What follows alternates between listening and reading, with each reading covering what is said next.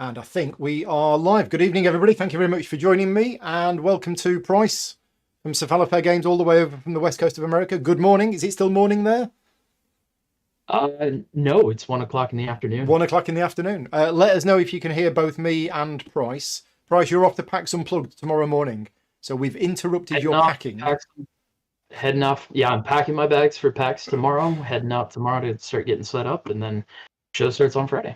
Yeah. So just before we start opening this big box, just let us know what your official title is at Cephalofair Games, for those who don't know. I am Cephalofair's Chief Operating Officer and Executive Producer on Frosthaven and Jaws of the Lion. That sounds very, very fancy. Now, I've got a whole bunch of questions that I want to ask you, and anybody in the chat might ask you other questions. So when was it you joined Cephalofair Games now? Feels like 4 years to me. So I've just celebrated 5 years working with Isaac and Cephalofair, actually. Got my start just shortly after the first printing fulfilled to Kickstarter backers, of which I was one, and started working with Isaac across different trade shows that year, doing Gen Con and Essen, and then started slowly taking over sort of community support efforts and business administration efforts on the back end over the next year from there. So my first question is, when was Frosthaven first mentioned to you, or was it already a thing when you joined? Sure. So I was fortunate enough to be privy to the fact that Frosthaven was imminent and coming. Isaac had been very public about, teasing that he was working on another big box game. I'd been let behind the curtain, talking to Isaac about starting to work with him full time. And so I think I was one of the few first to know that it was a thing that we'd be working on together. And, we took a slight detour working on Jaws of the Lion together and a couple of other things between when I started and when we're finally now fulfilling Frosthaven. But it's been a fun ride. Yeah, so 5 years ago when you joined, this was already being talked about as a thing. That's scary, isn't it? It's certainly being teased. Yeah, it was probably about a year and a half from when I started working at Isaac that we started seriously talking about, what me working full time with Cephalofair would look like, and exactly what our first big project would look like. Yeah. And this is it. Oh, sorry, just banged the microphone. Now this has obviously been delayed. I think when was the original planned date that you were going to get me a copy of this for me to start working on the video? I want to say March 21. Yeah, so that was the tentative, fulfillment date. I will say, like we do with most of our crowdfunding endeavors, we go in with a healthy dose of salt because we do really benefit and value that community input. And, as part of this crowdfunding campaign, we actually did end up recruiting 50 guest designers to contribute to the project as well. And that's something that Isaac oversaw firsthand and personally himself. So, that's certainly, a mixture of those things mixed with COVID and pandemic related delays and shutdowns certainly added to our development and production timeline. So initially the campaign was slated for what was it, March of 2021, and here we are, end of 2022, finally bringing it. So I mean, obviously COVID has affected a lot of things, and there was various production issues in China. Was there any creep in the game? Like, did Isaac just go, oh, and I can do this, oh, and I can do this, and I can do this? Yeah, one of my favorite ongoing jokes with Isaac was anytime I'd be asked if we could add, 2 more cards to the game, would that break it? And you add enough 2 more cards, and eventually, you do run into a bit of scope creep. But in most of the areas that we saw scope creep, I think we're feeling really proud and confident about just how much more diversity it brings the game in terms of content and the paths that you can take, the ways you can customize your characters and things like that. So this has about 50% more campaign content in it than Gloomhaven did. It always was supposed to have more content than Gloomhaven, but that percentage definitely grew over the course of development. Yeah, that's the thing. It is not just Gloomhaven 2. As you said, there's 50% extra campaign content, and Gloomhaven was already too big of a campaign for most people to finish. So it's an interesting choice that you've gone with even more content in this box.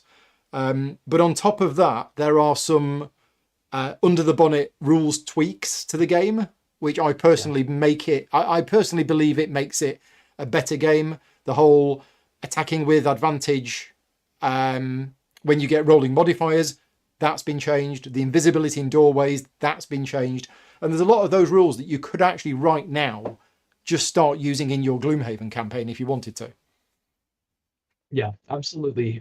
Quality of life improvements was a huge focus across really the entire production, both from a mechanical, game system perspective, but also from the literal physical production. And I hope we can, kind of show that off in today's unboxing. But we really wanted everything to have a dedicated place in the box, something Gloomhaven was notoriously bad about, kind of leaving you with, an entire week's worth of organizing homework once you crack the box open. So even though there's more content in here, what we're hearing so far from fans, from our community, from reviewers such as yourself, is that it actually, even though there is that much more content, it does pack away that much quicker and does set up that much quicker with some of these trades and organization methods we've deployed. So okay, well, Ben and Pierre are in the chat and they're saying that they are 100% completing this game. So there we go. Right, I'm trying to get in. I've taken off what I thought was all of the stickers, but it's not coming open. Oh no, that's because the sticker's on the edges as well. Right, okay, hang on. I've got 2 more to take off. And then we're going to dive in. Now, I am going to do my best to try and avoid spoilers today. Price has warned me that one of the sticker sheets, which should be face down, is actually face up. So when we get to that, I'm going to quickly move that aside. But we are going to try and avoid any spoilers today. Right, here we go. Right. So, is the box physically bigger than Gloomhaven, or is it the same size? So face dimensions are exactly the same. We want it to have the same footprint when you're displaying it on your shelf or your retail store. But as you can see behind me, it's about 3.5 to 4 inches deeper in terms of the box. Yeah. Right. Okay. So we've got Welcome to Frosthaven at the start. I don't mention this in my video, and I'm thinking of editing my video to include this because this is something that you need to follow step by step before you play the game, because it tells you what's in the box and it also tells you how to set up your initial cards, which items are available and where to put stuff. So the first thing you need to do is not throw this away thinking, oh, I don't need this. You need to follow this through. It also shows you exactly how everything goes in the box. We'll be testing you on that later on. So the rulebook. Yeah. The rulebook, I wasn't involved in the rulebook. People keep assuming that I was involved in the rulebook for this game. I was not involved in the rulebook for this game, but it's a big rulebook. It's 84 pages. It's one of the biggest rulebooks that I've read, but it does have lots of examples and things like that in it.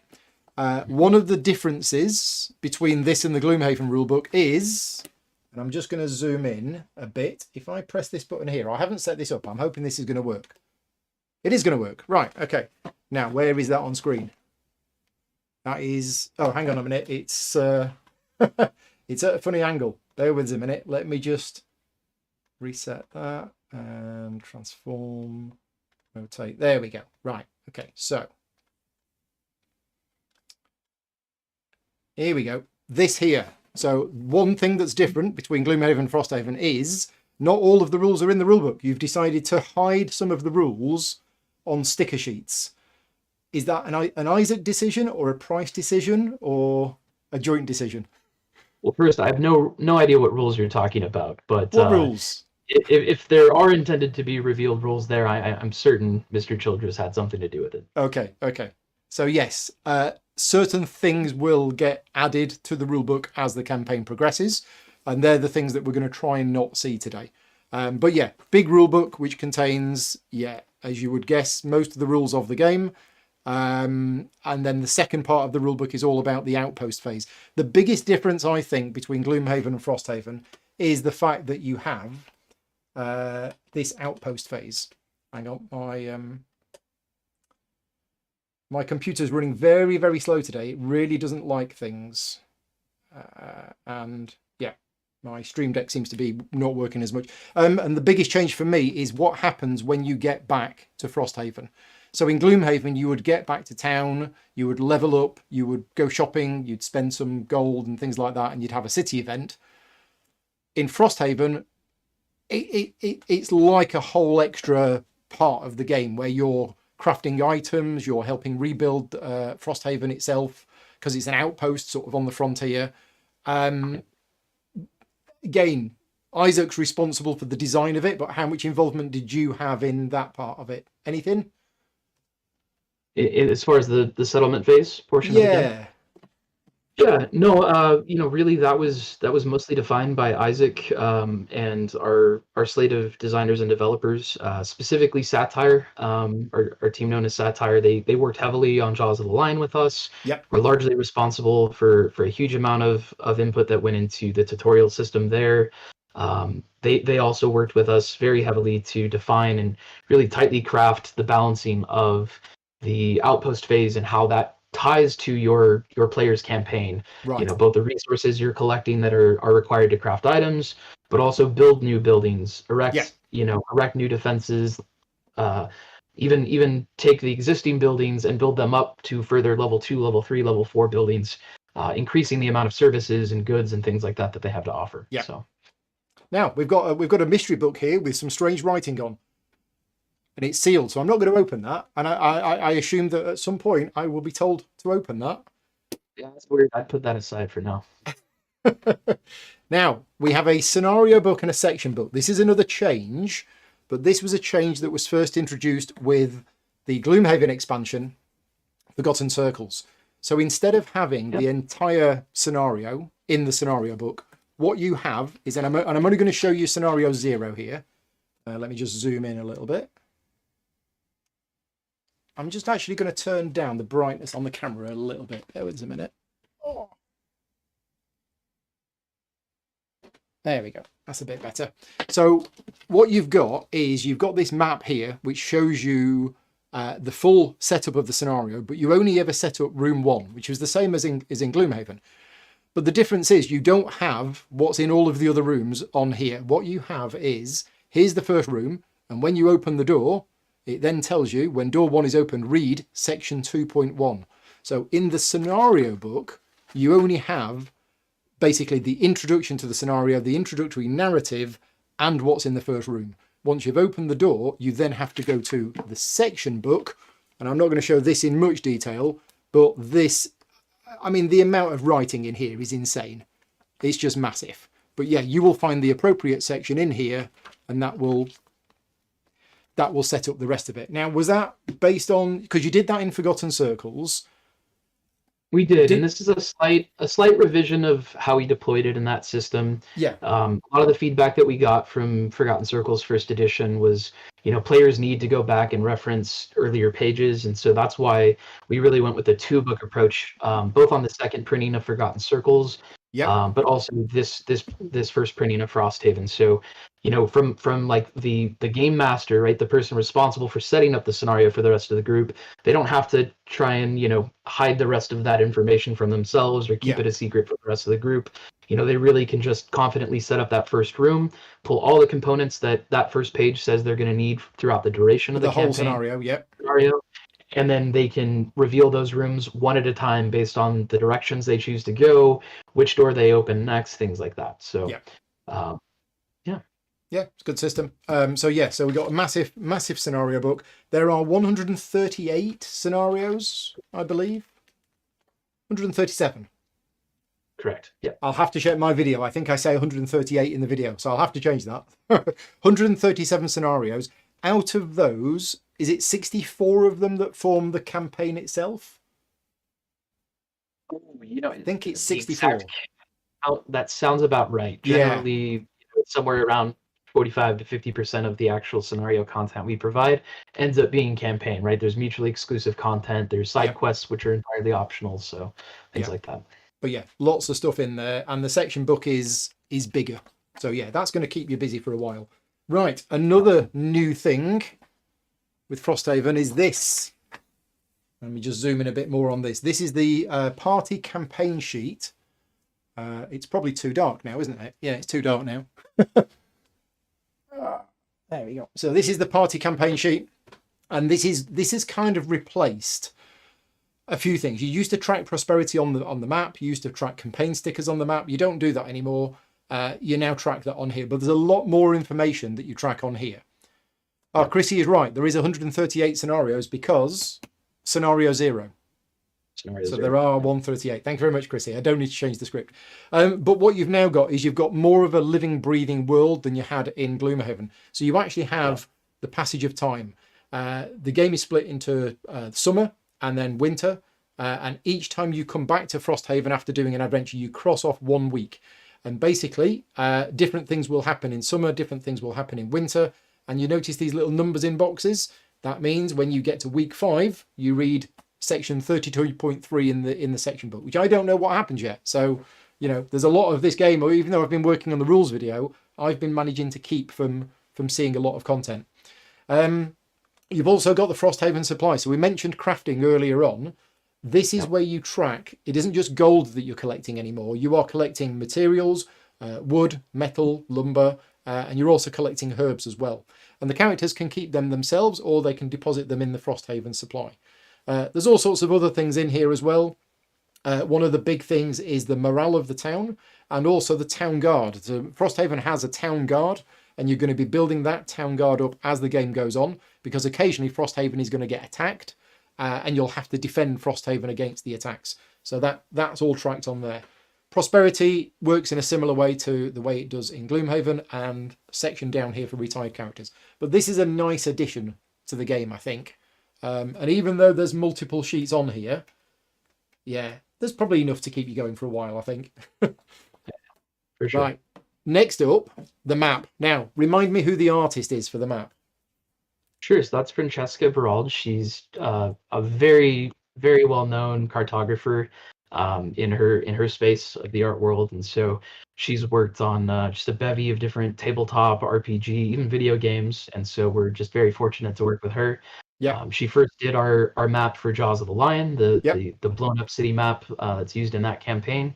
But we had approached her about working on this project, and so this was a really long labor of love between not just the artwork but the frame around it, all the multiple layers of stickers and building iterations and things like that. The scenario stickers, she did direct work on all those. Yeah, and it looks gorgeous. And she's also recently worked on Oathsworn, I think, as well.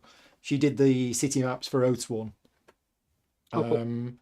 But yeah, so what you've got is you've got the top part of the map with Frosthaven is here. You have the coordinates, and you have lots and lots of little numbers all over the map, which is where you're going to be putting stickers. Now, this is a brand new copy, so unlike the copy that I've been using to film the video, this is clean. This doesn't have any stickers on. But when you start the campaign, you actually add scenario 0 and scenario 1 to the map. So at the start of the campaign, they are your first 2 scenarios that you can do, and you go to the sticker sheet, you put it on there, and that shows you can do it. Down at the bottom half of the map, this is all the new stuff. So we don't just have, well, first of all, we've got a map of Frosthaven with numbers where scenarios can be. That's the same. But we've also got, as Price was mentioning, we've got these buildings. So there are 4 buildings available at the start of the game. There's the Craftsman, the Alchemist, the Barracks, and the Workshop. They are existing buildings in town which you can interact with. We'll have a look at the building cards later. But these places here are like the foundations. So if you want to, as a group, you can spend the required resources and you can build the hunting lodge there. Now, let me just see if I can dig out these sticker sheets while we're talking about this. Let's see if I can find them.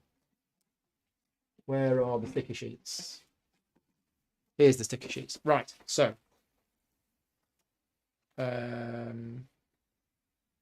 yeah, here we go. Let's show these. Not really spoilers in a way. These are just buildings. And basically when you construct these buildings, so when you construct the hunting lodge, you'll find the hunting lodge level 1 sticker and you will stick it over the board. That hunting lodge is then built. But Price, you're also mentioning that you can upgrade these later on. Yep. Yeah, so, there are just a litany of things that you can use your resources on, from potions to armor to building buildings and upgrading buildings. So maybe you're not happy with what the shop's offering now. Well, the shopkeeper wants a bigger shop in order to offer you more wares. So maybe you decide to level up the item shop, or maybe your campaign isn't bringing in enough ore from monsters that you're slaying out on the scenarios, so you decide to invest more in the iron mine. Lots of different choices based on the direction of your campaign or just your player preference. Yep. Cool. And you can also contribute to rebuilding the walls as well, which will increase the defense value of Frosthaven. So, Yep. yeah. So, stickers on the map. And, right. So, other things. We've moved the rules stickers aside. So, that's those out the way. What else have we got? Let's show the campaign flowchart, because I'm very, very happy that you introduced a campaign flowchart, because when I was playing Gloomhaven, I actually had the campaign flowchart that was somebody created on BGG, and I used that to track which scenarios were available. Now, what you've done is you've taken this and you've actually made this big campaign flowchart here, and it actually all fits together. Yeah, well, those three do anyway. Yeah. So we mentioned that Scenario 0 and Scenario 1. So Scenario 0 and Scenario 1 are unlocked at the start of the campaign. So what you do, and I don't know if you can see this on the camera, but these are basically punch-out windows. So what you'll do is you'll unlock Scenario 0, and you'll basically open that up, and inside will be a sticker, which you will stick on the map to say Scenario 0 is unlocked. And you can use this flowchart to more easily track. Who are we giving credit to this idea? You or Isaac or somebody else?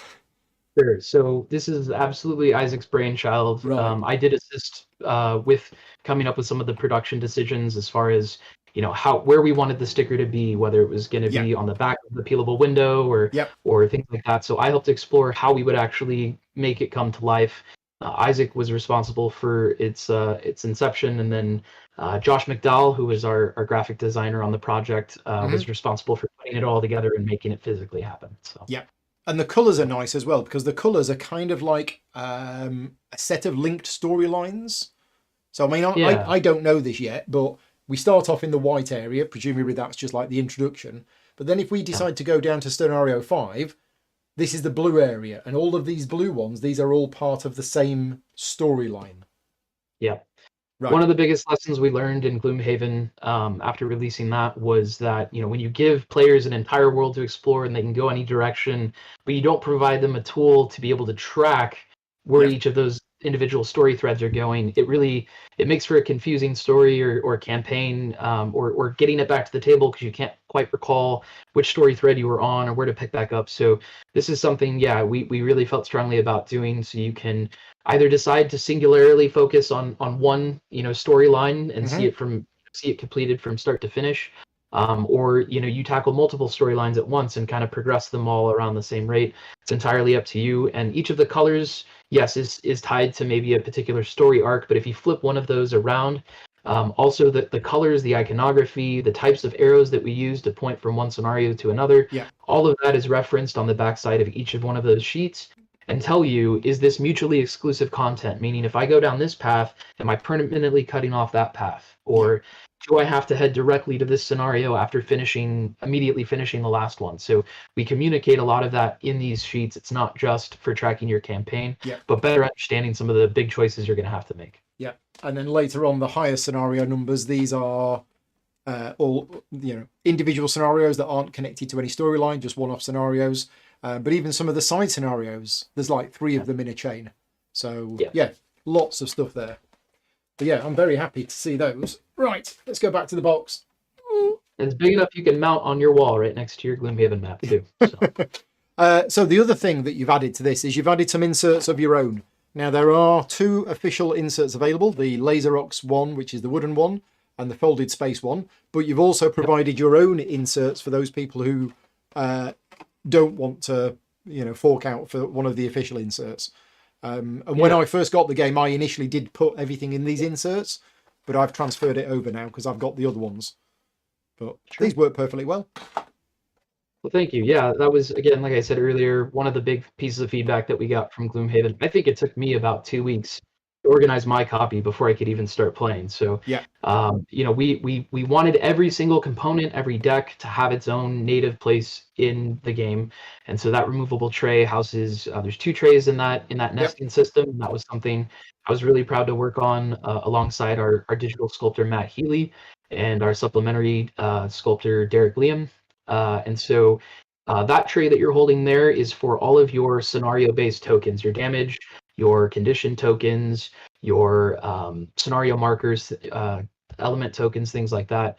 the bottom tray is going to store all of your overlay tiles. So your doors, your traps, your single hex obstacles, your double hex obstacles, all of those have, their own individual wells that they can be sorted into by category, and you can more quickly sort through and find the specific tiles you're looking for.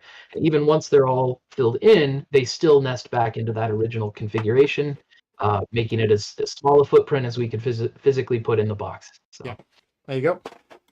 And speaking of the things that are going to be going in them, let's get to the punch board. Now, Gloomhaven had an extraordinary number of punch boards. How many do we have in this game? Too many is probably the general consensus, but yeah, we are at 26 punch boards. 27. 27, okay. 27 punch boards. Yeah. So, funny story. When you sent me, obviously, the pre-production copy for me to start filming the video with, one of the things that I did is that I wanted to sit down and punch out all of the punch boards. And me and Vicky went into Taunton one day, and she had I think it was an optician's appointment or something like that. So I said, well, you go for your optician's appointment. And I literally sat by the side of the river in Taunton underneath a tree, punching out 27 punch board sheets from Frosthaven. And it was, people were walking past and thinking, who's this guy? What's he doing? And nobody actually realised what I was doing. So yeah, there I was under a tree, punching out 27 punch boards. But yeah, this is all of the stuff that's included in the game. Some of it's already coming out. But it's just a huge amount of content. The amount of map tiles. And one thing that is quite different is, dare I say it, the quality of the artwork on the map tiles is significantly improved from Gloomhaven. Now, Gloomhaven was fine, but when you look and you compare the artwork on the map tiles of this to what was in Gloomhaven, this is a lot more detailed, I think. Yeah, that was definitely something that we strive to do with this one. We had a great artist assigned to that effort, coming off a lot of other projects that they'd done really highly detailed map tile artwork on, and so they were returning talent from Jaws of the Lion as well. So they helped us with those scenario play service books there. Yeah, it just helps bring everything a bit more to life. Now, a lot of these tiles are very cold and icy and snowy, but not all of them, as you can see from this one. So, and that artist's name was David Dameron. I'm not sure if I name dropped him, but cool. Yeah, we're really happy to have worked with David on it. Yeah, but other than that, a lot of this stuff is things that we've already seen before. We've got all the map tiles, we've got the overlay tiles, we've got lots of damage counters. Now, loot. This is one thing that is different. So in Gloomhaven, whenever you killed a monster, it used to drop a coin, and you would pick that up, and that would be money. One of the changes in Frosthaven is that you no longer just get money when you loot monsters. What you get is you get one of these loot tokens, and when you pick up a loot token, you will draw a random card from the loot deck, and it might not just be money that you get. It might be wood, it might be lumber, it might be all sorts of different things. And that's to go along with the crafting side of it, where you actually need to take things like, hides and metal to the craftsman for the craftsman to make some armor. Yeah. So, let's have a look through these. I don't know what those are yet. I've dug them out, but I've not come across what they are for. But yeah, huge amount of stuff. I won't go through everything. Oh, we got the initiative tokens. Now, these were first used in Jaws of the Lion. And this is another thing I'm very happy about, because I used to do exactly the same for my games. And in fact, going back to 20 years ago when I used to play D&D, I actually used exactly the same initiative tracker system. I used to have the characters all written on little bits of whiteboard, and I used to write them on, and then I used to line them up. So it's nice that you've done that as well.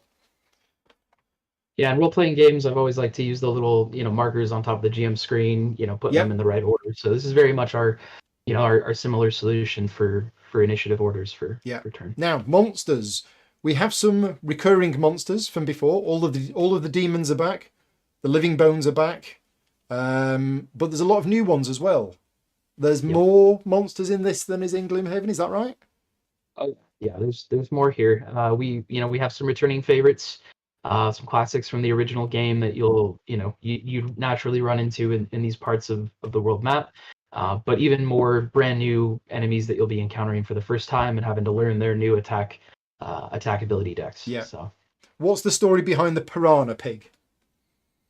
The piranha pig. I thought it was rather self-explanatory, but it is a pig-shaped piranha, Yeah, and I'd recommend avoiding at all costs. yeah. Now, one thing that a lot of people are very, very disappointed about, and I think you're getting about 14 emails a day about this, is the oozes. You've kept the oozes.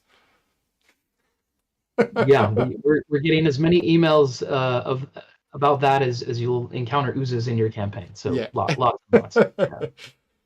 Yeah, and you've just got to learn how to deal with them. So yeah, These lots of ones are oozes. slightly different though. They're cold, and the last The- ones were just, you know, They're room cold temperature. oozes. Right, okay. Yeah, yeah. Identically the same otherwise, but they're cold. But colder. Right, okay. And we won't show too much of that because that's some of the big boss monsters. Right, okay. Oh, let's move this off to one side. I need to go back to Taunton and sit under that tree. In fact, we're going to Taunton tomorrow. So, right, let's have a look at what else we've got. We've got another insert full of cards. Take that out while we're here. Yeah, right. So, talk us through what we have in here. Lots of cards. Yeah, so this is where we really start to get into dedicated card walls for each of the individual decks. So on the left-hand side there, you're going to have all 4 of the seasonal event decks. You have 2 summer outpost decks as event decks, as well as 2. I'm sorry, you have a summer and winter outpost deck and a summer and winter road event deck. So depending on the season and the weather conditions in Frosthaven, you'll be pulling from those decks responsibly, depending on whether you're traveling to a scenario or you're back in the city, looking for events to get into. So yeah, so same as Gloomhaven, you've got road events and you've got outpost events, but you have ones for summer and you have ones for winter because different things will happen at different times of the year. And you don't use all of the event deck at the start of the campaign. You only use the first 20 cards from each deck. Right. I was just going to note, you're going to want to pay special attention to the startup setup guide about which of those cards are in play at the start of the campaign. Definitely. And which you'll be adding in later. We also had a tremendous amount of input here and contributions from the same satire design development team that we've worked with. They really helped us elevate these event cards similarly to Jaws of the Lion. Right. So it's not quite so, black and white A or B type choices. Things are a little bit more nebulous, a little bit more exciting in their results, and so there's a lot of fun, a lot of exciting things to find there. Yeah, I've had a look through a few of them, and yeah, I'm quite excited. Got a load of Ziploc bags. Standees, we've got some different colours now. It's not just white and yellow. So you now use blue standees for allies and red standees for named monsters and bosses, just to help you identify them a little bit easier on the map. Exactly. Good. Yep. Right, the loot deck I was mentioning earlier. This is the loot deck. So what will happen is at the start of the scenario, it will tell you to take out a certain amount of cards, and you'll build your loot deck. And then every time you loot a monster, you'll get that. What else have we got? We've got battle goals. Now there's more battle goals than there was in Gloomhaven. Are they all different? No, you're gonna see some returning there. You're gonna see some from Jaws of the Lion. Right. So some new artwork on there, but you're gonna see a lot of returning battle goals, some new battle goals.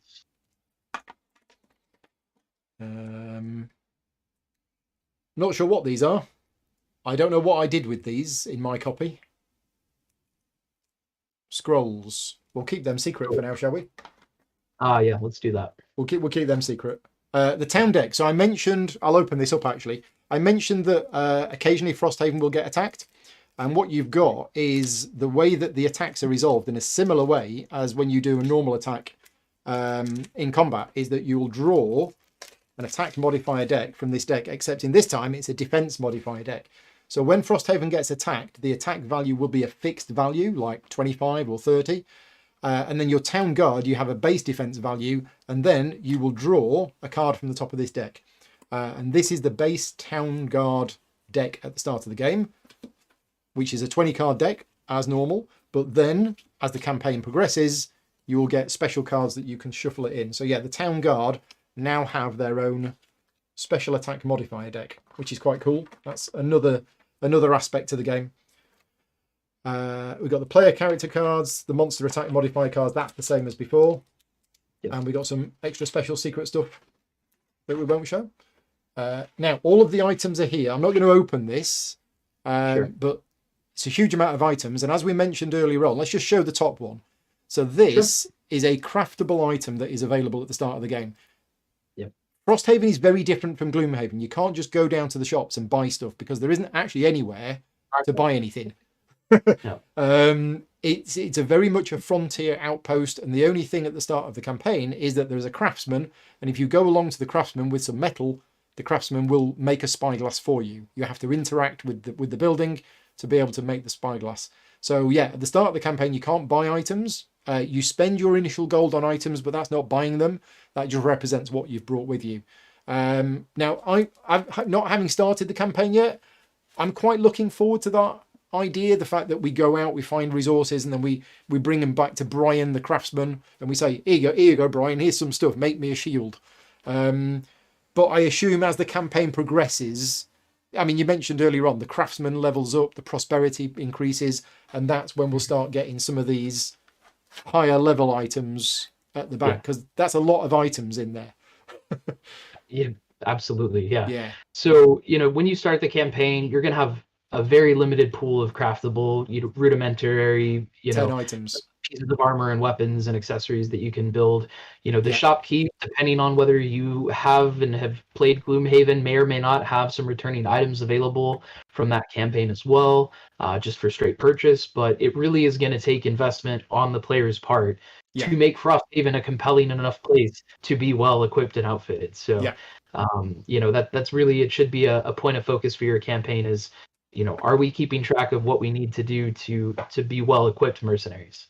Yeah, it's not just donating to the church anymore. I mean, there is no church. It's about, as you say, building up. But you've now got choices. Do you upgrade the craftsman? Do you upgrade, the hunting lodge? All sorts of different things. Attack modifier decks, 8 per monster. And as we mentioned, there are more monsters. So that's them. Right. Just before we move on, there was one thing that I took out. This is also something that I'm quite excited about. So this is the alchemy chart. So, as we mentioned, you can't just go to the shop and buy potions in Frosthaven, but there is an alchemist in town. So once you've collected some of the herbs, you can go to the alchemist and you can say, Oi, Sheila, because that's the name of the alchemist, Sheila, officially. You can say, here's a strange herb, here's another strange herb, mix them together and tell us what happens. And what you do is you actually cross-reference on this chart here the 2 herbs that you want to mix together, and then you open that window. I'm not going to do it now, and I've not even done this in my other copy. You'll open that window and you will find out what kind of potion that makes. Now, I was kind of secretly hoping that everybody's copy was going to be different, but it's not, is it? Everybody's is the same. I'm going to make a note of that. Maybe that's a concept we'll have to revisit in the future. You need to contact Fantasy Flight Games about the unique game system. There you go. Yeah. But no, this is, you nailed it. You're going to be combining various combinations of herbs and plants that you find in your battles, in your exploration, and you're going to be surprised with what you get. You get 2 things. You get a potion immediately, but you also now have the permanent knowledge that if we combine these things, we can make more of these potions. Yeah. So, there's both an immediate and a long-term unlock associated with crafting and brewing.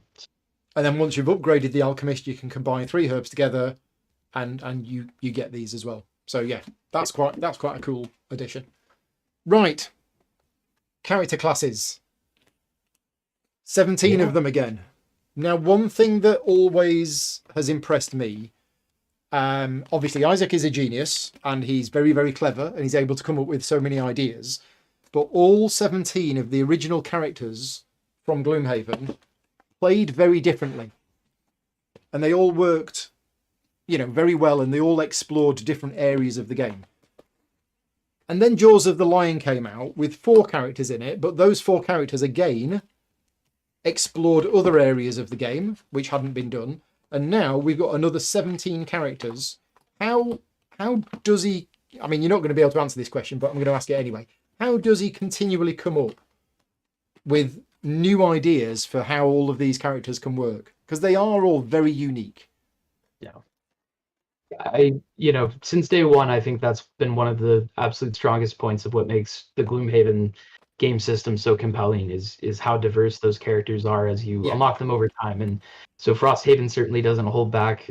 If anything, these are some of the most unique, Yeah. on some of them, some of the most complex from a technical standpoint, Yes. and just in terms of the subsystems that work within them and the different build styles that you can create. But I absolutely all credit to Isaac and some of our guest designers who contributed a couple of these classes as well. Just a unique experience inside every box, and that's about all I can say without spoilers. So Yeah. Okay. Now Branter's got a very good question. Why 17? why 17? That's a great question. I'm not sure I have the answer to. I do Okay. know that there were 16 characters originally designed for Frosthaven. Right. And it was only with the help of our community during the last few days of the Kickstarter campaign that we threw out, hey, help us meet this milestone, and we will design an entirely new 17th character from Nice. scratch. And Nice. so we didn't have one conceptualized. There were some group conversations about it. Isaac ultimately decided which route to go with it, and that 17th character was created after the campaign came to Right. an end. So, Which is the 17th one then? Which of these symbols is the 17th? Do you remember? I don't know that I'm allowed to say, to be honest Oh, with you. right. Okay. Yeah, I don't. I've not seen it publicly stated anywhere, but I do know which one it is. So I'm Okay. I'm gonna hold my tongue You, for now. you can tell me later. Now, Sure. out of these, exactly the same as Gloomhaven, there are 6 available at the start of the campaign, Yeah. which is the Bone Shaper, the Deathwalker, the Drifter, the Geminate, the Blink Blade, and the Banner Sphere. The rest of Correct. them, there is a sticker on. In fact, is there a sticker on all of them? There is not. No, So the ones which are not available at the start, there's no sticker on them. The locked ones, there is a sticker on those. And you will unlock those as the campaign progresses by completing personal quests or doing various other things in the game. So out of the 6, now I'm glad you said it. I felt from looking through these characters that all of them were more complex than the ones included in Gloomhaven. Maybe, yeah, no. What I'm saying is, none of them are as easy to play as the Scoundrel or the Brute. sure. So the Yeah. easiest one of these is probably comparable to something like the Tinkerer. Yeah, I think what we've heard and kind of what we've experienced so far is that the Drifter is Yeah, going to be your most similar to a Gloomhaven or Jaws of the Lion style character, just in terms of complexity. yeah, And something we did on each of these character mats. I don't know if you want to pull his out specifically to highlight it, but we actually did add a complexity rating yes, to the back of each character mat, so you can take a look at them. There's also a blurb in the rulebook, that gives you a little bit of tips about play styles and strategies, as well as complexity. But your drifter is going to play very similar to your Cragheart. They're sort of a jack of all trades. They can really fit whatever niche you need within the party. Their big focus is on those persistent abilities, and not just providing them for themselves and their party members, but also being able to recharge them so that those persistent bonuses stay on the table a lot longer, or but in a lot of cases, indefinitely through the rest of the scenario. And so the Drifter would certainly be on my recommendation list if you're newer to the world of yeah, Gloomhaven. definitely. The Banner Spear is also one that is admittedly a little bit elevated in terms of complexity, but also not too terribly difficult to jump behind the wheel of. So Yeah, those would probably be 2 on my recommendation yeah, list. I think Whereas so. the opposite end of that spectrum is going to be your Blink Blade, And the who contains Geminate. 2 sets of actions for every Yeah, top and bottom, as well as 2 initiative orders based on if you're going slow or if you're going fast.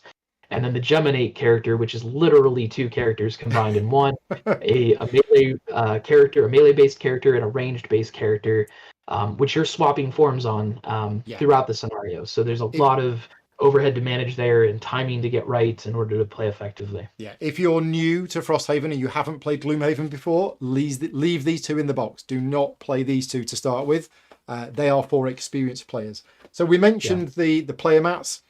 This is different because in Gloomhaven, all of the player mats were exactly the same. They all had the turn structure on there and they were all identical apart from the hit points and obviously the name in the picture. Now, each of the players pretty good at defense, not very good at control, with a bit of flavor text. Now, the other unique thing with Frosthaven is we have these as well. Now, what are these called? I can't remember. The three things. Traits. Is it traits? Traits off the top of my head. Don't quote me, but traits I Yeah, believe is I what think it it's is. traits. So the drifter is an outcast, resourceful, and strong, and you will see these traits referred to on certain event cards. So in Gloomhaven, you would have some event cards, and they would say, "Oh, if there's a vermling in the party," or something like that. Now it's all based on these traits.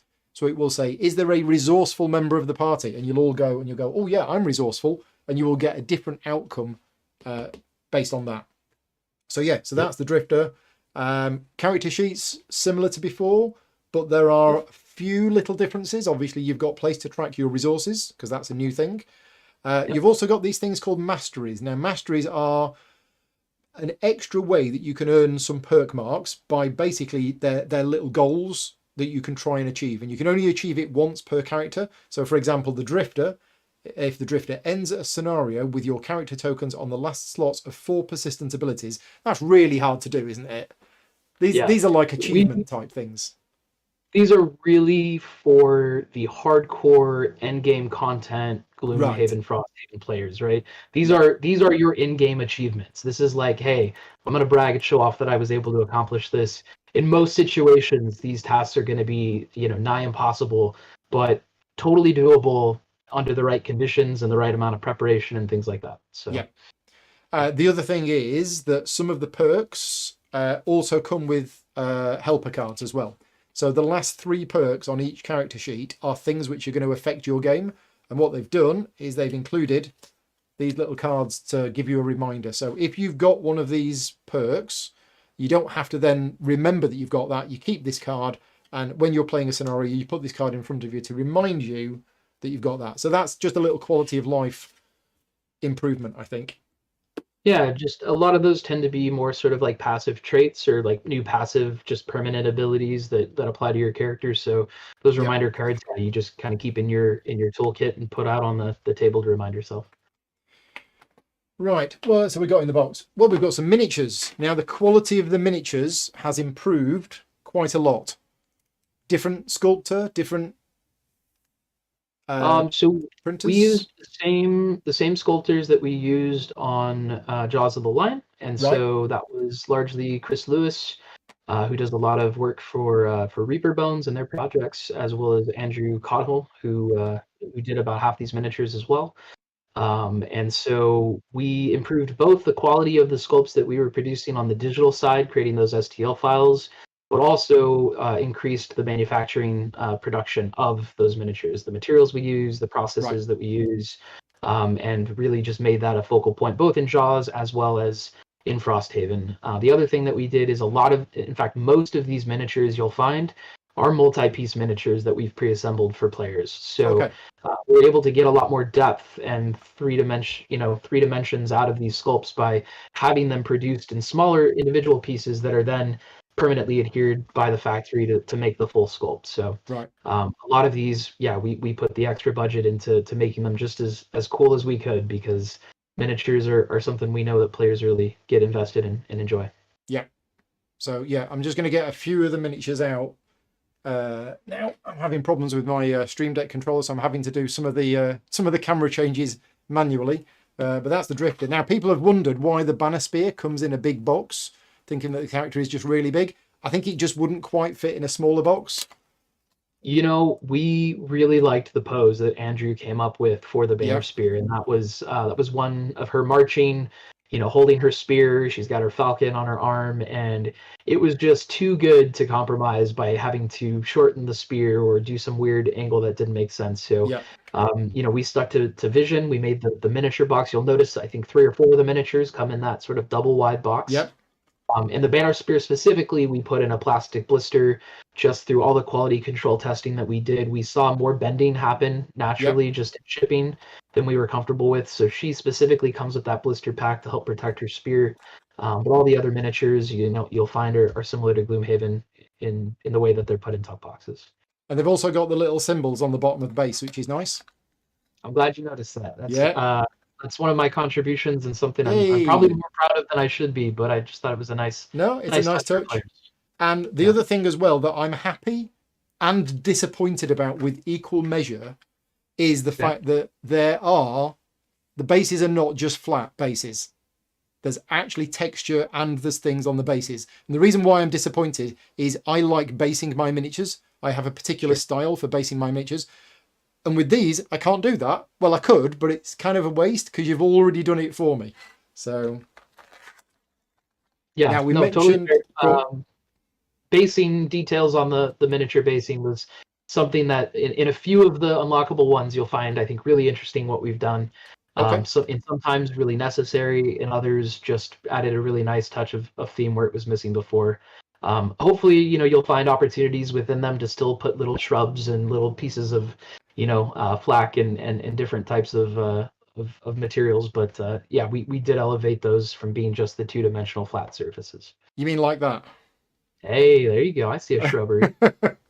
So yeah, so we've actually I've painted one of them myself because we've been using painted miniatures in the video. So this is the Deathwalker that I've painted myself, and I think I did quite a good job with the base. Well done.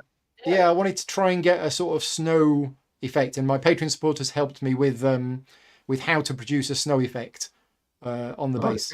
So that's the Deathwalker. That's the one I painted. Then we move on to the ones that Vicky painted. So Vicky first painted the Banner Spear. So this is the Banner Spear with the hawk and obviously the spear. And again, I did something similar with the base on that one. So Vicky's really good at painting feathers on birds, as well as all of the other detail. There's a huge amount of detail on the Banner Spear. There's a lot going on there. So that's quite nice. We have something like 600 or 700 individual miniatures coming in our crowdfunding campaign next year. Yeah. Cool to just send those to you and Vicky for painting. Yeah, because she does one in about 20 minutes,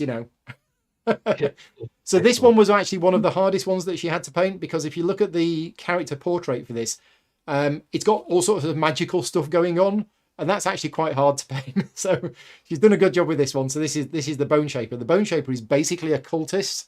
The Bone Shaper goes around summoning skeletons and losing 2 health every time they do. So yeah, that's the Bone Shaper. And then the Drifter is the last one that we painted. This one came out really well. And she's even painted all of the little stuff that's on there. And what's funny is that this club that the Drifter's using seems to have a mouth. So I don't quite know what this club is that the Drifter's using. But yeah, that's that. And this is the one where the skull here, the animal skull, this was actually part of the, is it focusing? Yeah, this was part of the actual, the miniature base. So, they've come out really well, actually. And as I say, the quality of the sculpt is definitely better than the ones in Gloomhaven. So yeah, we're really pleased with how they came out. Yeah, and this is much more representative of what our miniatures line will look like, because we are doing miniatures for replacements for all the standees, and so these miniatures found in Jaws and found in Frosthaven are much more representative of what you'll see come out of that campaign than the Gloomhaven. And when's that Kickstarter campaign going live? So that'll be launching on BackerKit next April. So we'll have that along with a couple other announcements that we'll be making later this week. So I would definitely keep an ear and an eye out for those announcements. But and that is miniatures for everything that has a standee. Anything that has a standee in Gloomhaven, Forgotten Circles, Jaws of the Lion, Frosthaven, whether it's an enemy that you fight, whether it's a boss that you encounter, or even summonable creatures. In Gloomhaven, we had summon tokens. In Frosthaven, we actually provide two-dimensional standees and bases for your summons. Let's show one of those, actually. So the Banner Spear does a lot of summons. Yep. So we will be providing miniatures, and even for Gloomhaven, going back and taking the summon cards and using those as inspiration to figure out what a 3-dimensional miniature would look like for those old classes. So 100% of standees being converted to 3D miniatures is an optional add-on as part of that campaign next year. Nice. Right, what else have we got? Second printing, so that'll be the next opportunity to back Frosthaven if you missed it as part of the first printing. Gotcha. Right. So we've got the rest of the character boxes. We've got some cards, which we'll go through in a minute. We've got the hit point dials. We've got all of the monster stuff. So yeah, huge amount of monsters. What's nice is that you've now got 6 on one side and 10 on the other. Rather than 4 6s and 2 10s, you've actually got ones that are multi-purpose. So that's quite a good little improvement. But yeah, lots of Lots of monster cards there. We have lots of secret envelopes. Loads and loads of secret envelopes. Now, these get opened when you complete personal quests. Is that right? So these are going to be unlocked throughout the campaign. When you complete certain things like retirement, etc. We gave you 3 secret envelopes, unlockable envelopes in Gloomhaven. There's a lot more here, so you'll encounter those, and you'll notice some of them are considerably thicker than others. So who knows what's inside? And I don't know what's in those.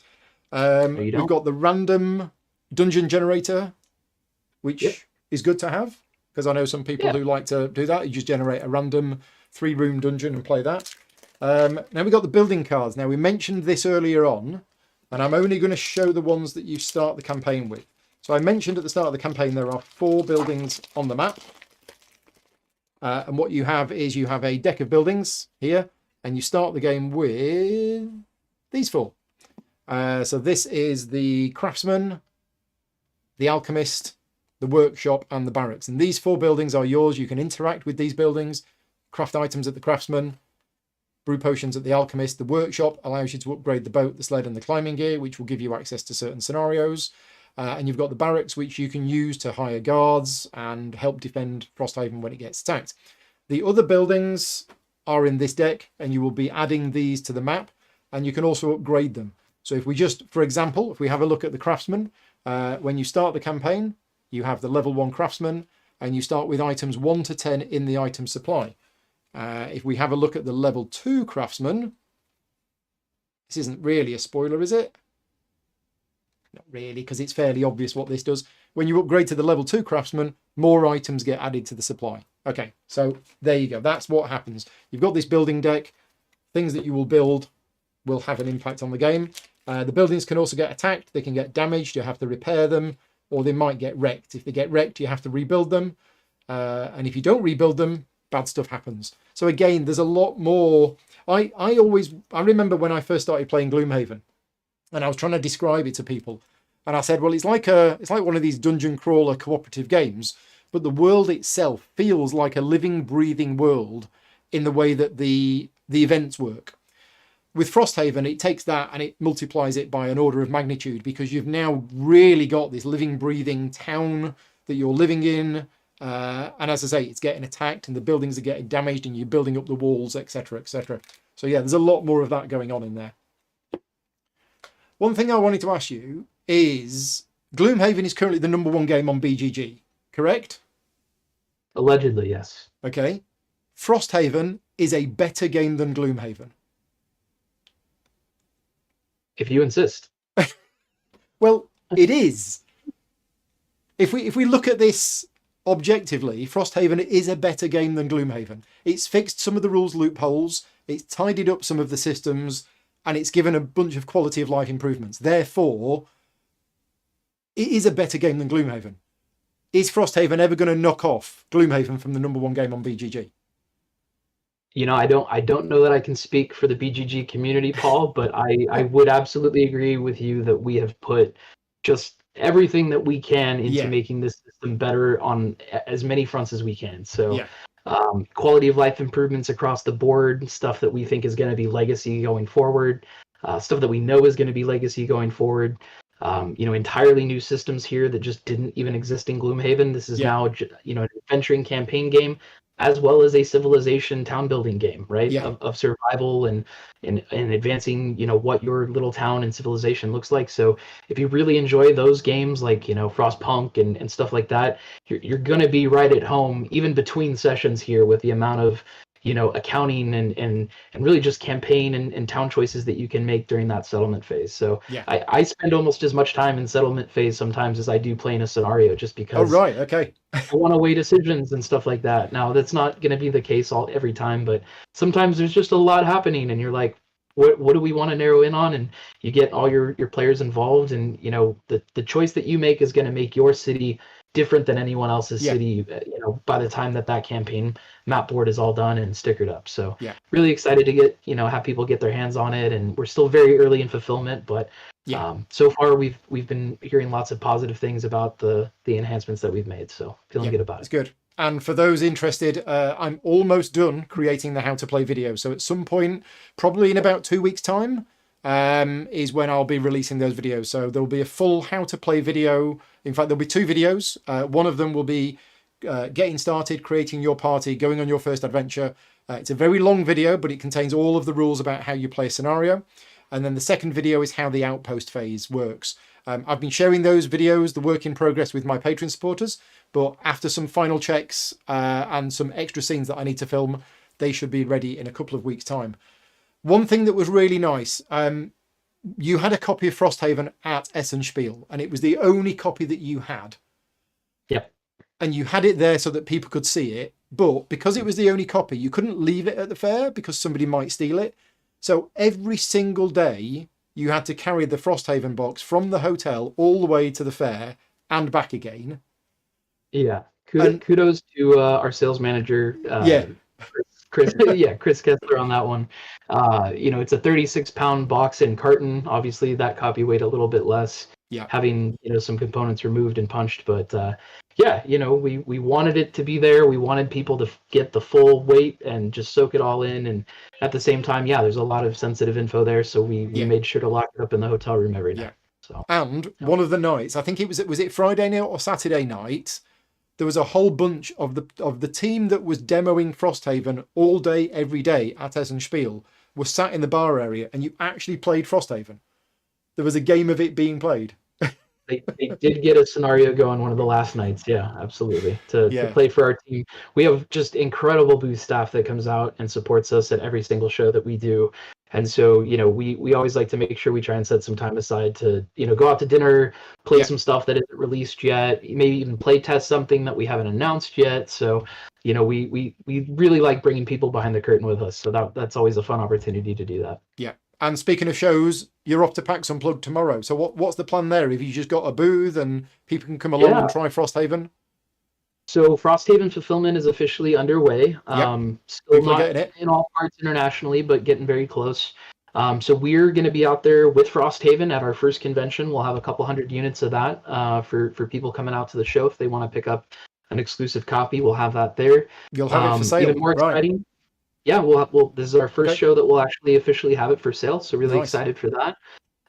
We also have a live keynote and live play session of a new project that we'll be announcing Friday at 1:00 p.m. Eastern Standard Time. So that will be streamed live from the PAXU Twitch account. So I would definitely ask any of your followers here to tune in and check it out. It's going to be a really exciting brief announcement made by Isaac himself, and then we're going to go directly into a live play with some really, really talented and entertaining guests that we've got lined up. So that's 1 p.m. Eastern Standard Time this Friday. This Friday. So interesting. I've got a playthrough in the afternoon, then I'm having a break for food, and then I've got a playthrough in the evening, and that is right in the middle. So cool. There you go. People can't have no excuse. Yeah. But you'll tell me about this afterwards anyway. You'll tell me about it before the after we've finished the stream. Oh, okay. Good to know. Yeah, good to know. Cool. Yeah. And I see here in the chat we've got BJ Hensley. She is our director of art and design. So everybody say hi, Excellent. BJ. Cool. And I know she's also really excited for this week's announcement too. So hopefully she'll be present in the Twitch stream and stuff as well on Friday. So yeah, hi BJ. Excellent. Anything else you want to add? Anything that you thought I was going to ask you that I didn't ask? I don't know that I have that much more to add. We're really excited to have Frosthaven in fulfillment. It is going to be a lengthy fulfillment process, which is something that we just keep echoing, and we hope the community understands and keeps helping us echo. But this is time and time again, we've been told this is the largest fulfillment project our industry has seen. So we're really having to get creative with fulfillment logistics and freight logistics and stuff like that. But we're feeling really good about where we're at. This will be fulfilling through January, maybe even February in some places internationally. But our objective is to get it done as quick as we can and be on to the next big exciting project. So how many copies is it that you're having to distribute? 10,000 was it? First printing consists of 110,000 copies. 110,000 copies. That's our first print. Yes, sir. And you're doing all of them yourself? in your little four-wheeler. Yeah. I'm That- not doing that- anything that- myself. We have incredibly immense team, both on the manufacturing side as well as the team that put it all together creatively. But as far as fulfillment goes, yeah, that's something our team is handling. Along with our warehousing partners. I think we've got Spiral Galaxy in the chat here somewhere, Yep. if I saw it correctly. Yeah, Paul was in the We're chat gonna earlier Spiral on. Galaxy, Yep. Spiral Galaxy in the UK, Fulfillment Europe over in Germany for the EU. Aetherworks down in Australia, New Zealand, and we're working directly with UPS and one of their subsidiaries here to tackle all of North American fulfillment. So that's really leveled up our US and our North American fulfillment going forward. So really excited for the opportunities that's opened. Just to wrap things up, over the last 12 months, there's been a huge amount of problems with shipping, price of containers, delays, and everything else. I haven't heard much about that for the last couple of months. Has it worked itself out, or are there still issues? I wouldn't call it worked out, but things are certainly trending more positively. We are seeing container availability much more commonplace than it was. During the peak of the pandemic, I would get phone calls from our freight forwarder partner that says, "Hey, I only have one container for you this week, and it's going to be this price." Right. And within a week, I'd get a follow-up call that says, "Hey, if you still want it, it's changed to this price." It got really dire during the thick of it, but availability seems to be much more open now, and we're also, from what I understand, seeing a lot more freight companies bring new ships online next year. Right. So I think we're only going to continue to see things trend more positively. Pricing is not exactly back to where it was before. We are managing a larger project than a lot of other smaller publishers, so their costs are probably still much more inflated than even we're seeing at this time. So I would just echo that sort of patience with your publisher. No matter which project it is you crowdfunded, stuff is still settling out there, but settling more positively and trending that direction. So yeah. Excellent. Right. Well, thank you very much for joining me today. I know you, as I say, you've got a lot of things to do, including packing your underwear for tomorrow. So that's it. If Price turns up with no clothes, blame me. I'll be out there wearing a Frosthaven box. Everyone will love it. I mean, PAX Unplugged is over on the East Coast. Is that right? Yeah, Philadelphia. So you've got a flight. What is it? A few hours flight from the West Coast over? It'll be about a full day of travel, probably about 8 or 9 hours. Right. Just, okay. Layovers and airports and stuff. Bringing the wife and the kids too. So. Oh right. Okay. We'll be all coming out for the show, but just a full day of travel tomorrow. I think we get in about midnight, and then Thursday we've got a full day of setup, and Friday it all kicks off. Our announcement's the first day of the show, and we run through Sunday, so should be a good time. So if you are going to PAX Unplugged, make sure you call by the Cephalofair booth and say hi to Price and the rest of the team. Is Isaac going to be there as well? This is Isaac's big show of the year. He had a baby earlier this year, so we took him. We removed him from the convention circuit just to stay home and be safe and healthy and there for Kristen. But he's coming out for this show. We'll have most of our team there, and it's gonna be a good time. Yeah, it's going to be good. Right. Well, I hope it all goes okay. Thank you very much to everybody for joining me tonight. Obviously, if you like the content that I create, if you're not already subscribed to the channel, please subscribe to the channel.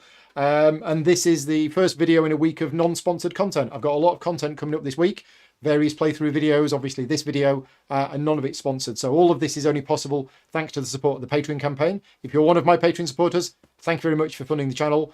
If you're not one of my Patreon supporters, but you want to support me directly, you can do so at patreon.com/gamingrules. Now, saying goodbye and putting up the end credits might be tricky since my Stream Deck has stopped working, but I will try and do it. We'll say goodbye, and I'll press a load of buttons. Thank you very much, Price, for joining me, and we'll speak to you all soon.